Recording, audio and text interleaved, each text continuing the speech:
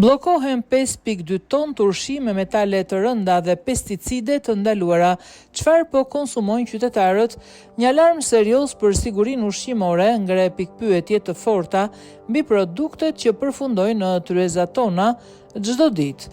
Analizat laboratorike të kryera në Itali kanë zbuluar se një pjesë e produkteve të kategorisë turshi nuk ka rezultuar të sigurta për konsumim. Pas kërkesës zyrtare që televizioni Ora News i ka drejtuar AKU-s, ky institucion bën me dije se drejt Italisë janë dërguar në total 38 mostra turshish, nga të cilat 37 janë analizuar dhe një është në pritje të daljes së rezultatit.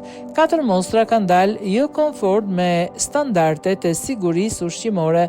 Sipas analizave, 2 mostra kanë rezultuar me përmbajtje të metaleve të rënda mbi kufirin e lejuar, ndërsa 2 mostra të tjera kanë rezultuar me mbetje të pesticideve të ndaluara.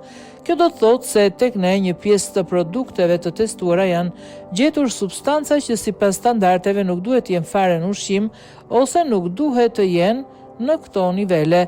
Mes produkteve që rezultuan me probleme janë identifikuar 2 mostra kastravec turshi me origjinë nga Turqia, një sallatë përzierje marinuar me origjinë nga Maqedonia e Veriut, si dhe një produkt perime turshi me origjinë nga Elbasani. AKU bëri me dije se janë bllokuar 5211 kilogram produkte dhe janë vendosur gjoba ndaj subjekteve përgjegjëse.